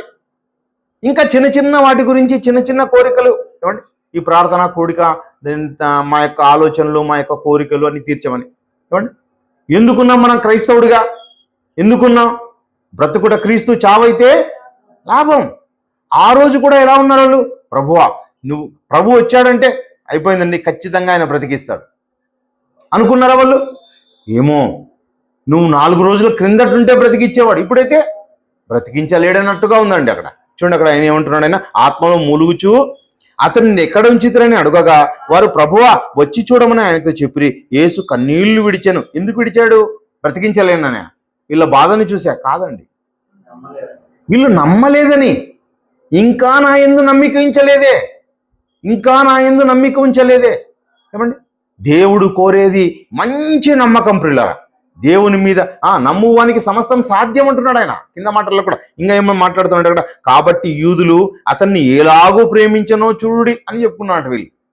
అండి వీళ్ళకు కూడా అర్థం కాలేదు, అక్కడ ఉన్న మరియ మార్తలకు అర్థం కాలేదు. కానీ యేసుక్రీస్తుల వారు ఏం చేశారు? వారిలో కొందరు ఆ గుడ్డివాని కన్నులు తెరిచిన ఈయన ఇతనిని చావకుండా చేయలేడా? చూడండి, వాళ్ళు మాట్లాడుతున్నారు. గుడ్డివాని కన్నులు ఈ రోజు పోయింటే ఈ రోజు తెరిచాడా యేసుక్రీస్తుల వారు? పుట్టు గుడ్డివాని కన్నులు కూడా తెరిచాడు. ఏమండి, అర్థమవుతుందా? మాట అర్థమవుతుందా? మాటలో ఉన్న విషయాలు. యేసుక్రీస్తు ఏదైనా చేయగలడు. ఇది జరిగింది కనుక ఈరోజు చనిపోతేనే ఈరోజు బతికించడం కాదు, ఎప్పుడు చనిపోయిన వారినైనా లేపగలడు. యేసుక్రీస్తు ఒక్కసారి మనుషులారా లేవండి అంటే ప్రపంచ ప్రజలంతా ఒకేసారి లేస్తారు. ఆయన స్వరము విని ప్రతి ఆత్మ లేస్తుందండి, శరీరంతో లేస్తాయి. యేసుక్రీస్తుల వారంటే చాలా గొప్పవాడు. ఆయన మాట దగ్గరకు వచ్చిన నీవు కేవలం భూ సంబంధంగా నమ్మకూడదు. ఏమండి, ఎవరికి శిక్షలోకి వెళ్ళిపోతున్నారు? భూ సంబంధంగా నమ్మిన వారు శిక్షలోకి వెళ్ళిపోతున్నారు పిల్లలు. అంటే అలా నమ్మాలనైనా కోరుకుంటున్నాడు. అంటే ఆయన యందు విశ్వాసం అన్నది చాలా గొప్పగా ఉంచాలి, యేసుక్రీస్తు మీద నమ్మకం ఉంచాలని చెప్తున్నాడు. ఏమండి, దగ్గర వారి కూడా ఏమండి ప్రసంగాలైతే వింటున్నారు, ఆయన మాటలైతే వింటున్నారు, ఆయన ఆలోచనలకి మాత్రం రాలేకపోతున్నారు. భూమి పుట్టినది మొదలుకొని మరుగు చేయబడిన సంగతులు నేను చెప్పుటకు వచ్చి తిరిగి. ఏమండి, ఎంతెంత గొప్ప మాటలు ఆయన చెప్పాడు, కానీ ఆ మాటల్లో ఉన్న ఆంతర్యాన్ని మనుషులు కనుక్కోలేకపోతున్నారు పిల్లరా. అదేవిధంగా అండి, ఒకనాడు రాజు ఉన్నాడు. ఇశ్రాయేలుకు దేవుడు ఒక రాజుగా సౌలు గారిని నిర్ణయించాడు. సౌలు గారు ఏమండి ఈ భూమి మీద మనుషులంతా చేసేది ఏమండి? దేవుని మాట వినరండి, దేవుని మాటను పక్కకు పెడతారు, దేవుని మాటని అలక్ష్య పెడతారు. సౌలు గారికి కూడా దేవుడు ఏమన్నాడంటే, సౌలు నువ్వు వెళ్ళి అమాలేకుల మీదికి వెళ్ళి అక్కడ ఉన్న వారందరినీ చంపేసి దేన్ని తీసుకురాకుండా నువ్వు వచ్చేసేయి, వారంతా నిర్మూలన చేసేయి అని దేవుడు ఒక మాటని చెప్తే 15వ అధ్యాయము సమూయేలు మొదటి గ్రంథము 15వ అధ్యాయము చూడండి 3వ వచనంలో, కాబట్టి నీవు పోయి అంటే పై మాటలో 2వ మాటకు పైన ఉంటుంది, అమాలేకీయులు వారికి విరోధులై మార్గమందు వారి మీదికి వచ్చిరది. అంటే అమాలేకీయులు ఇశ్రాయేలుకి ఏం చేశారు? ఆటంకం. ఇప్పుడు నీకు ఏమిస్తున్నా? నిన్ను ఒక రాజుగా కూర్చోబెట్టాను. సౌలు, నువ్వు ఇప్పుడు రాజువు. నువ్వేం చేయాలి? అమాలేకీయుల మీదకి యుద్ధానికి పో, నీకు శక్తిని ఇస్తాను, నువ్వు దండుని తీసుకొని పో. వెళితే ఏమిస్తాను? నీకు విజయాన్ని ఇస్తాను, అమాలేకీయులందరినీ చంపగలిగిన శక్తి నీకు ఇస్తాను. అదేవిధంగా వారి యొక్క ఏవైతే జంతువులు ఉన్నాయో వాటన్నిటినీ కూడా చంపేసేయని చెప్పాడండి దేవుడు. కింద మాట చూడండి, కాబట్టి నీవు పోయి కనికరింపక అమాలేకీయులను హతము చేయుచు పురుషులనేమి, స్త్రీలనేమి, బాలులనేమి, పసిపిల్లలనేమి, ఎద్దులనేమి, గొర్రెలనేమి, ఒంటెలనేమి, గార్ధభూములనేమి అన్నింటినీ హతము చేసి వారికి కలిగినదంతయు బొత్తిగా పాడు చేసి అమాలేకీయులను నిర్మూలన. అమాలేకీయుడు అన్నవాడు ఉండకూడదు భూమి మీద, అలా నిర్మూలన చేయని చెప్పాడు. ఈ రోజుల్లో అయితే పిల్లరా ఇవన్నీ కూడా తప్పు. కానీ ఆ రోజుల్లో ఒక జనాంగం మీదకి ఇంకొక జనాంగం వెళ్ళేవాళ్ళు, అలాగే చేసేవాళ్ళు. వాళ్ళైతే దోచుకునేవాళ్ళు, ఆ వస్తువులు ఏమండి విలువైనవి అన్నీ తీసుకొచ్చుకునేవాళ్ళు. కానీ దేవుడు ఏ మాట అయితే చెప్పాడో ఆ మాట నెరవేర్చమన్నాడు. కానీ ఈయన ఏం చేశాడు? వాటిలో శ్రేష్టమైన వాటిని తీసుకొచ్చుకున్నాడు, తస్కరించాడు అన్నమాట. ఆ మాట మీకు కనిపిస్తుంది, మీరు మళ్ళీ ఇంటికి వెళ్ళి చదువుకోండి. 15 నుంచి మీకు చదివితే, నీ దేవుడైన యెహోవాకు బలులర్పించుటకు జనులు గొర్రెలలోను ఎడ్లలోను మంచి వాటిని ఉండనిచ్చిరి, మిగిలిన వాటిని మేము నిర్మూలం చేస్తామనగా. అంటే ఎవరితో మాట్లాడుతున్నాడు? సమూయేలు గారితో మాట్లాడుతున్నాడు. సమూయేలు గారు, మేము వెళ్ళాము, అంతా నిర్మూలన చేశాము, కానీ శ్రేష్టమైన వాటిని తెచ్చాం, శ్రేష్టమైన గుడ్లు, శ్రేష్టమైన పశువులు, ఎద్దులు అన్నీ పట్టుకొని వచ్చాం. ఇది ఎందుకు తెచ్చామో తెలుసా? ఇదిగో మీ దేవునికి ఏం చేయడానికి? బలి అర్పించడానికి అని చెప్పాడని. దేవుడు చెప్పిన మాట కన్నా ఏమండి ఇది తీసుకొచ్చామే, ఈ ఫలితాన్ని దేవుడు అనుభవించు అని చెప్తున్నారు. అందుకు దేవుడు ఏమనంటే 22వ వచనం, అందుకు సమూయేలు తాను సెలవిచ్చిన ఆజ్ఞను ఒకడు గైకొనుట వలన యెహోవా సంతోషించినట్లు ఒకడు దహన బలులను అర్పించడం వలన ఆయన సంతోషించిన. ఆలోచించుము, బలులు అర్పించుట కంటే చాలండి, ఆజ్ఞను గైకొనుటయు పొట్టేళ్ల కొవ్వు అర్పించుట కంటే మాట వినుటయు. ఏమండి, మాట వినాలండి. అదేవిధంగా బిడ్డలకు మనం చెప్తూ ఉంటాం, బిడ్డలకి ఏదైనా కానీ ఒక పని చెబితే ఆ మాట వింటే మనం వెంటనే చెప్పుకున్నాం, నా కుమారుడు చాలా గొప్పవాడండి. ఏ సమయమైనా ఏ రోజైనా ఒక్క మాట చెప్పామంటే ఆ మాట దాటడండి నా కుమారుడు, నా కుమార్తె అని చెప్పుకుంటాం. అలా కాకుండా మాట విన్నామంటే విన్నాను, ఏమి అయితేనేమి, నీ మాట వినాలని, నీ మాట ప్రకారంగా నేను నడుచుకోను. వినడమైతే విన్నాను కానీ నీ మాట ప్రకారంగా నేను నడుచుకోను అంటే ఆ కుమార్తెను ఆ కుమారుని బట్టి మనం సంతోషిస్తామా? ఏమండి, భూమి మీద మనం ఏమీ చేయలేదు, మన గర్భాన పుట్టారంతే వాళ్ళు. కొన్ని సంవత్సరాలు మన ఆధీనంలో పెరుగుతారు వాళ్ళు, 20-25 ఏళ్ళు. ఆ తర్వాత వాళ్ళకు కుటుంబం ఏరైపోతుంది. ఆ తర్వాత మనం చేయగలిగితే చేస్తాం, లేకపోతే ఏం చేయలేమండి. అవునా కదా? ఆలోచించండి పిల్లలు. ఏమండి, ఒక 20-25 ఏళ్ళలో మనం ఏమైనా కానీ వాళ్ళకి ఏమైనా మేలు అన్నది చేస్తాం, లేకపోతే మన శక్తి లేకపోతే మనమేమి చేయలేం. శక్తి లేకపోతే తల్లిదండ్రులే వచ్చి వాళ్ళ మీద ఆధారపడిన సందర్భాలు చాలా ఉన్నాయి భూమి మీద. అవునా కదా? కానీ దేవుడు ఎలాంటి వాడు? నీకు 100 ఏళ్ల కాలం పాటు నీవు బ్రతికిన దినములన్నీ చూసుకునేవాడు దేవుడు అండి. నిన్ను ప్రేమించిన వాడు దేవుడు. నీకు జీవనాన్ని ఇచ్చినవాడు, ఆత్మనిచ్చినవాడు, ఆహారం ఇచ్చినవాడు. ఏమండి, నీకు కావాల్సిన గాలినిచ్చినవాడు, అన్ని అవసరాలు తీర్చినవాడు దేవుడు. ఆ దేవుడు ఏమడుగుతున్నాడు? మాట వినండి, మాట వినండి, నా మాట ప్రకారంగా నడుచుకోండి. ఏమండి, తప్ప కాదే, న్యాయం కదా. మనుషుల ఎడలే మనం కృతజ్ఞత కలిగి ఉంటాం. ఎవరైనా అండి ఇక్కడి నుంచి క్లాక్ టవర్ దగ్గరికి వదిలిపెట్టారనుకోండి, ఒక బస్సులోనో లేకపోతే ఏనండి ఒక బైక్లోనో ఒక కార్లోనో వదిలిపెట్టారనుకో, మనం ఏమంటాం వాళ్ళకి? థ్యాంక్స్ అండి, థ్యాంక్స్ అండి అంటాం. వాళ్ళకి మనకు దగ్గరగా తెలిసిన వాళ్ళంటే థ్యాంక్స్ అండి, మరి ఎప్పుడన్నా కానీ నన్ను వదిలిపెట్టారండి అని కూడా చెప్తాం. ఏదో రక్తం ఇచ్చారంటే దానికి మనం కృతజ్ఞత కలిగి ఉంటాం. కానీ దేవుడు ఏమిచ్చాడు? మొత్తం ఇచ్చాడండి. దేవుడు ఇచ్చినవన్నీ ఎవరు ఇవ్వలేండి. కాబట్టి ఆయన పట్ల మనం కృతజ్ఞత కలిగి ఉండాలి. కానీ సమూయేలు ఏం చేస్తున్నాడు? మాట విన్నాడా? మాట విననందుకు ఆయన ఏం చేశాడు? దేవుడు తీసేశాడు. మాట వినలేదు కనుక తీసేశాడు. మరి అలాంటి వాడిని మళ్ళీ తీసుకొచ్చుకొని మరి ఏం పెట్టాడు దేవుడు? ఇదిగో దావీదుని తీసుకొచ్చి పెట్టాడు. అంటే కృతజ్ఞత లేకపోతే, మాట వినకపోతే ఎవ్వరు కూడా మెచ్చుకోరు, దేవుడు అసలు మెచ్చుకోడు. కాబట్టి దేవుని మాట వినడం, ఆ మాట ప్రకారంగా నడుచుకోవడం చాలా గొప్ప సంగతి పిల్లలు. అంటే దేవునికి కావాల్సిందేది? మాట ప్రకారంగా మనం నడుచుకోవాలి. ఏమండి, క్రైస్తవులు ఇక్కడేం క్రైస్తవులుగా ఉంటారు. ఇదిగో క్రిస్మస్ జరుగుతాను, ఎప్పుడు మనకి మధ్యమంకాలు బాగా జరుగుతాయంటే ఇదో క్రిస్మస్కి, జనవరికి. ఏమండి, ప్రపంచం అంతా అదిరిపోతాయండి ఇట్లే. అంటే ఏం మాట విన్నారని అర్థం? వీళ్ళు ఏమన్నా విన్నారా? ఏమీ వినలేదండి. అందరూ ఏం చేస్తున్నారు? బాగా ఎంజాయ్ చేస్తున్నారు అండి. షాపులన్నీ కిటకిటలు, బట్టలు బట్టలు బట్టలు. దేవుడు ఎప్పుడు కూడా మీరు అన్ని మంచి మంచి బట్టలు కట్టుకోండి, మీరు మంచి మంచిగా తాగండి నేను ఎప్పుడు చెప్పలేదండి. దేవుడికి కావాల్సిందేది? హృదయం. దేవుడు దేని లక్ష్యం ఉంచుతాడు? హృదయాన్ని లక్ష్యం ఉంచుతాడు. ఆ హృదయం ఘోరమైన వ్యాధి కలిగినదండి. అది ఎవరినైనా నరకానికి నడిపిస్తుందండి. ఆ విషయంలో అజాగ్రత్తగా ఉన్నారు. సామెతల గ్రంథము 15వ అధ్యాయంలో, సామెతల గ్రంథము మహాజ్ఞాని అయిన సొలొమోను మరి ఒక మంచి మాట చెప్తున్నాడు. 15వ అధ్యాయం చూద్దాం. సామెతల గ్రంథము 15వ అధ్యాయము 10వ వచనం. మార్గము విడిచిన వానికి, ఎవరు మార్గం విడిచిన వారు? ఎవరు మార్గం విడిచిన వారు? మార్గం తెలిసిన వాడు. మార్గం ఎవరికి బోధించబడింది? ఇదిగో నీకే బోధించబడింది. సర్వసత్యం ఎవరికి బోధించబడింది? ఇదిగో BOEలో మనం అనుకుంటున్నామే, మాకే మహాజ్ఞాన సంగతులు తెలుసు, మాకే మహాజ్ఞాన సంగతులు తెలుసు.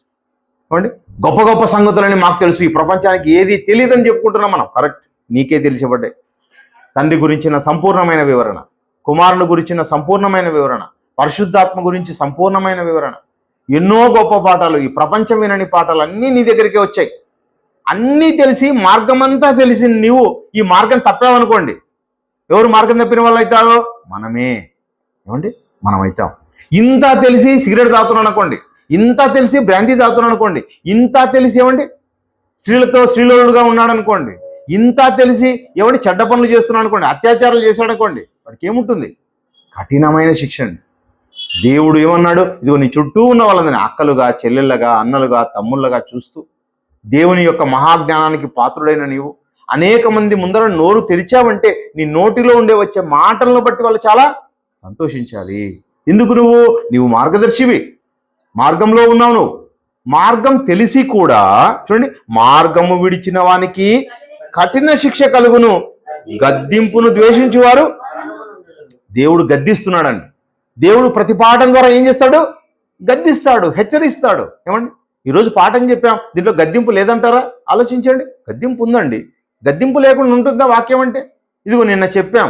మరి మరి బాప్తిస్మ అన్నది ఎవరి ద్వారా వచ్చింది? యోహాను ద్వారా వచ్చింది బాప్తిస్మ అన్నది. ఆయన ద్వారా వచ్చింది. ఆయనకు ఆజ్ఞ ఇచ్చిన వాడు ఎవరు? దేవుడు. ఏమండి, దేవుని యొక్క మహాకృప అండి జన్మ రావడం అంటే. ఏమండి, అలాంటి గొప్ప జన్మ మనకు కూడా ఇచ్చాడు దేవుడు. అలాంటి వాళ్ళకి ఇవ్వాలి. యాక్చువల్గా ఏమిటండి, ఎవరికి ఇవ్వాలా? దేవుడు సంతోషిస్తే, ఆనందిస్తే, మహానందపడాలంటే ఒక యేసుక్రీస్తుకి ఇవ్వాలి, ఒక ఏలియాకి ఇవ్వాలి, ఒక బాప్తిస్మిచ్చి యోహానికి ఇవ్వాలి. ఏమండి, ఒక యేసుక్రీస్తుకి ఇవ్వాలి. ఇలాంటి వాళ్ళకి ఇవ్వాలి, యోబుకి ఇవ్వాలి, అబ్రహాంకి ఇవ్వాలి. వాళ్ళకే ఇవ్వాలి జన్మలు. మనలాంటి వాళ్ళకి ఇవ్వకూడదు అనుకుంటే. కానీ మనకు కూడా ఇచ్చాడు దేవుడు, అవకాశం ఇచ్చాడు. కానీ ఈ ఇచ్చిన అవకాశాన్ని మనం ఏం చేయాలి? ఈ మాట దగ్గరకు వచ్చిన మనం మాటకు లోబడి బ్రతకాలి. గద్దింపు, ప్రతి పాఠంలో గద్దింపు ఉంటుంది పిల్లలు. గద్దింపు లేకుండా పాఠం ఉండదు. దేవుని భయం ఖచ్చితంగా పాఠంలో ఇంటర్నల్గా ఉంటుంది. ఆలోచించాలి మనం. ప్రతి పాఠం కూడా మనల్ని ఏం చేస్తుంది? గద్దిస్తుంది. నీ జీవితం దేవుని ఎదుట సరిగా ఉండాలి. నువ్వు దేవుని ఎదుట ఉన్నావు. ఎక్కడ? సంఘంలోనే కాదు, ఈ ప్రపంచంలో ఎక్కడ ఉన్నావు? నువ్వు దేవుని ఎదుట ఉన్నావు. కనుక నువ్వు ఎలా ఉండాలంటే, గద్దింపును ద్వేషించువారు కొద్దిమంది హఠాత్తుగా మరణం నుందురని కూడా ఉంటుంది. కాబట్టి మనం ఎలా ఉండాలి?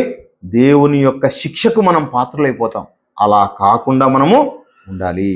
ఏమండి, అలా ఉండి మనం ఈ జీవితంలో ఎలాంటి నెగ్లెక్ట్ చేయకూడదండి. నెగ్లెక్ట్ చేయకుండా ఉండాలి. ఏమండి, ఈరోజు మనం ఇక్కడ ఒక సైడ్ అందరూ నిలబడ్డారు అనుకోండి, ప్రజలంతా నిలబడ్డారు. ప్రజలంతా నిలబడినప్పుడు ఇదిగో ఎవరెవరైతే మేము చెప్పామో ఫోటోలు తీసుకురండి, ఆధార్ కార్డులు తీసుకురండి, ఇంకా ఏమైనా చెప్తారో రేషన్ కార్డు తీసుకురాండి అని అనుకో. ఫోటోలు తీసుకురాకుండా నిలబడ్డారు అనుకో. ఫోటోలు తీసుకొని రాపో, ఫోటోలు తీసుకురాలేదు కానీ ఎనికిపో అని గట్టిగా అరిస్తే వెనకలో నుండి ఏమనుకోవాలి? ఆయనకి చెప్పారు, నాకు కాదనుకుంటే ఎట్లా? ఆయనకు కదా చెప్పింది ఫోటోలు తీసుకురమ్మని, నాకు కాదు కదా ఫోటోలు తీసుకురమ్మని నాకు చెప్పలే. ఆయనకి చెప్పారు కనుక వాడు మళ్ళీ పోయి తీసుకొచ్చుకుంటాడు. నువ్వు దగ్గరికి వస్తే చెప్పినప్పుడు వినపడలేదా? బుద్ధి ఉందా లేదా? అంటే కొద్దిగా కూడా జ్ఞానం లేదా? వినడం రాదా నీకు? వెళ్ళిపోయి తీసుకురా అంటాడు.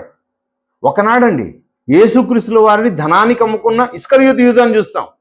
ఇస్కరియోతు యూదాని చూసిన మనం ఏం తెచ్చుకోవాలి? ఎందుకు బుద్ధి తెచ్చుకోవాలి? అయ్యో, ధనానికి యేసుక్రీస్తునే అమ్ముకున్నాడంటే ఆయన అమ్ముకున్నాడని కాదు అర్థం. అంటే ధనాశకు లోబడకూడదు. లోబడ్డామంటే మనం వాక్యాన్ని అమ్మివేసుకుంటాం. దేవుణ్ణి ఎప్పుడు ధనంతో పోల్చకూడదు. దేవుని దగ్గరకు వచ్చిన వారు కూడా పోగొట్టుకునే అవకాశం ఉంది. అంటే ఇస్కరియోతు యూదాకి ఎంత శిక్ష ఉంది? చాలా కఠినమైన శిక్ష అండి. కఠినమైన శిక్షకు యూదా వెళ్ళిపోయాడు. యేసుక్రీస్తు దగ్గరికి వచ్చిన యవనస్తుడు, మార్క్స్ వార్త 10వ అధ్యాయంలో మాట ఉంటుందండి. ఆయన ఏమనుకున్నాడంట? ఆయన దగ్గరకు వచ్చాడంట, పాదాల దగ్గరకు వచ్చాడంట. అయితే నీ యొక్క ఆస్తి నమ్మి బీదలకి మన వెంటనే ఏం చేశాడు? ఆయన వెనక్కి పాత్రుడు కాలేకపోయాడు. అంటే వాటి సంగతులు తెలుసుకున్న మనం, ఇదిగో దేవునికి దగ్గరగా ధనవంతులు రాలేరు అని తెలుసుకుంటున్నాం. మనం క్రైస్తవులైండి మళ్ళీ ధనాశలోకి వెళ్ళిపోతే ధనం సంపాదించుకుంటే చాలు ఈ లోకంలో బాగుంటాం, బ్రతుకుతాం అనుకుంటున్నారు. కాదు ప్రియులారా, దేవుని జ్ఞానాన్ని మనం నేర్చుకోవాలి, దేవుని జ్ఞానాన్ని సంపాదించుకోవాలి. అంటే వారికి చెప్పాడంటే అది మనకు కూడా చెప్పాడనే అర్థం. అందరూ లైన్లోనే ఉన్నాం, అందరూ క్యూలోనే ఉన్నాం, చాలామంది రిజెక్ట్ అయిపోతున్నారు. అది తెలుసుకున్న మనం వాళ్ళని ఎందుకు రిజెక్ట్ చేస్తున్నారో తెలుసుకొని మనం ఈ పక్క ఉన్నారో మనం సర్దుకోవాలండి. వాళ్ళని పంపించారంటే నువ్వు వెంటనే ఇంటికి పోయి ఫోటోలు కూడా తీసుకొచ్చుకొని లైన్లో నిలబడాలా అర్థం. ఫోటోలు లేని వాళ్ళందరూ వెళ్ళిపోండి అంటే నాకు చెప్పలేదు కదా డైరెక్ట్గా పిలిచి అని చెప్పి నువ్వు నిలబడకూడదు. నువ్వు కూడా ఫోటోలు సెట్ చేసుకొని వచ్చి నిలబడితే అంటే వారికన్నా ముందే నువ్వు మళ్ళీ ముందుకు వచ్చే అవకాశం ఉంది. అంటే మన జీవితాలు మనం ఏం చేయాలి? సరిచేసుకోవాలండి. మన జీవితాల్లో సరిచేయబడాలి. దేవుడు చాలా కష్టపడ్డాడు. ఈ కష్టానికి మనం తగిన విధంగా బతకాలి. ఏమండి, ఇప్పుడు చేపలు ఉన్నాయండి, చేపలు అమ్ముతున్నారని చెప్పాను కదా, అవి 170, 300 ఎన్నో అమ్ముతుంటారు. ఒకరోజు 10 రూపాయలకు అమ్మిండొచ్చు, 5 రూపాయలకు అమ్మిండొచ్చు, ఒకరోజు ఉచితంగా కూడా ఇచ్చిండొచ్చు.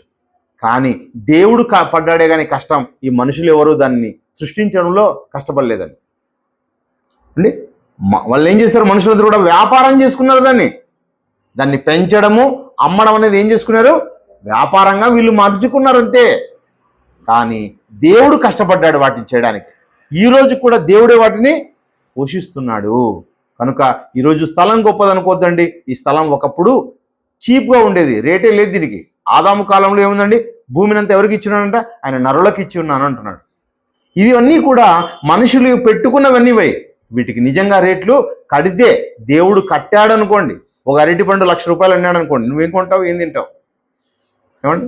దేవుడు ఇది నిజమైన రేట్ అంటే ఇదే నిజమైన, నువ్వు ₹10 కొంటున్నావు, రూపాయి కొంటున్నావు. దేవుడు నేను పండించాను, నేను ఇవ్వాలి అందరికి కూడా, మనుషులారా మీరు కొనండి అంటే ఏం కొంటావు? కనుక ప్రియమైన దేవుని వాళ్ళరా, దేవుడు ఉచితంగా ఇచ్చాడు ఇవన్నీ కూడా. ఈ భూమినైనా, ఈ భూమి మీద ఉన్న ప్రతి వస్తువునైనా దేవుడు ఉచితంగా ఇచ్చాడు. ఏమండి? తల్లిదండ్రి జన్మనిస్తారండి మనకి, అంటే డబ్బు తీసుకొని ఇచ్చారా, ఉచితంగా ఇచ్చారా? ఉచితంగా ఇచ్చారు మనకి. దేవుడు ఇచ్చిన ఈ జీవితం ఉచితమైనది, దేవుడు ఇచ్చిన ఈ గాలి ఉచితమైనది, దేవుడిచ్చిన వెలుగు ఉచితమైనది, దేవుడిచ్చిన వర్షం ఉచితమైనది. ఉచితమైన ఈ కృప పొందిన మనం ఎలా ఉండాలి? భూమి మీద అతిథులుగా ఉండాలి, అతిథులుగా ఉండాలి తప్ప ఇవన్నీ సంపాదించుకుంటూ ఆనందించేవారిగా ఉండకూడదు. మనం ఎలా బ్రతకాలంటే నిష్కపటంగా ఈ భూమి మీద బ్రతకాలి. మనం పరలోకాన్ని ఆశించి మాత్రమే బ్రతకాలి తప్ప ఈ లోకాన్ని ఆశించి బ్రతకూడదు. ఈ లోకంలో ఉన్నవన్నీ అండి ఒక రోజుకి ఏమైపోతాయి? బూడిదైపోతాయి అండి, భస్మం అయిపోతాయి. కనుక వీటిని ఆశించామంటే ఆ భస్మం మనమైతాం. ఏమండి? చెత్తని చెదారాన్నంత ఆశించామంటే ఈ బూడిదయ్యే భూమితో పాటు మనం కూడా బూడిదైపోతాం అండి. మట్టి అన్నది, ఈ మట్టి దేహం ఇచ్చిన తర్వాత నరక శిక్షకు మనం పాత్రులమవుతాం. కనుక నరక శిక్షకు పాత్రులు ఎవరు? కఠినమైన శిక్షకు పాత్రులు ఎవరంటే మనమే కఠినమైన శిక్షకు పాత్రులం. కనుక మనం కఠినమైన శిక్ష కోసం రాలేదు ఇక్కడికి, దేవుని వాక్యాన్ని తెలుసుకోవడానికి. మనం దేవుని ఉన్న పరలోకాన్ని చేరడానికి వచ్చాం, గొప్ప లోకాన్ని చేరడానికి వచ్చాం. పరుగు పందెంలో మనం ఉన్నాం. ఏమండి? ఒకరి వెనకాల ఒకరు పరుగు తీస్తున్నాం. మనం ఈ పరుగు తీసే మనం ఎప్పుడూ కూడా ఆ లోకాన్ని ఆశించి పరుగు తీయాలి తప్ప, గురి యొద్దకు చేరాలే తప్ప ఈ లోకంలో ఉన్న వాటి వైపు దృష్టి ఉంచకూడదు. ప్రార్థన చేసుకున్నాం. దయగలిగిన మా తండ్రి, మీకు వందనాలు, స్తోత్రాలైన తండ్రి, ఇంత గొప్ప వాక్యం దగ్గరికి తండ్రి మమ్మల్ని తీసుకుని వచ్చారు. ఈ లోకాశల్లోకి తండ్రి మేము పడి మా జీవితాన్ని నాశనం చేసుకొనక తండ్రి, మీరు ఆశించిన విధంగా ఈ భూమి మీద బ్రతకడానికి సహాయం చేయండి తండ్రి. మరి యేసుక్రీస్తుల వారి గురించి తండ్రి మీరు గ్రంథంలో రాసుకున్నారు నాయన తండ్రి. ఆ గ్రంథపు చుట్టలో రాయబడిన ప్రకారం దేవా చిత్తగించి ఇదిగో నేను వచ్చిన్నా అంటున్నాడు తండ్రి. మేము కూడా మా కోసం తండ్రి మీరు గ్రంథంలో రాసుకున్నారు. ఆ కార్యాలను చేయడానికి వచ్చిన మేము తండ్రి ఈ భూమి మీద ఉన్న ఆశలను తండ్రి, కోరికలను, మా యొక్క లక్ష్యాలను మేము నిర్దేశించుకొనక తండ్రి, మేము మీలో ఫలించడానికి సహాయం చేయండి, మీలో ఎదగడానికి సహాయం చేయండి. మీ ప్రియులైన పిల్లలకు తండ్రి మంచి వాక్యాలను బోధిస్తూ ఆ వాక్యానుసారంగా తండ్రి నడుచుకునే గొప్ప అవకాశాలను మా జీవితాల్లో దయచేయమని ప్రార్థిస్తూ అర్థిస్తూ సమస్త ఘనత మహిమను మీకు ఆరోపిస్తూ క్రీస్తు నామములో ప్రార్థిస్తున్నాం తండ్రి. ఆమేన్.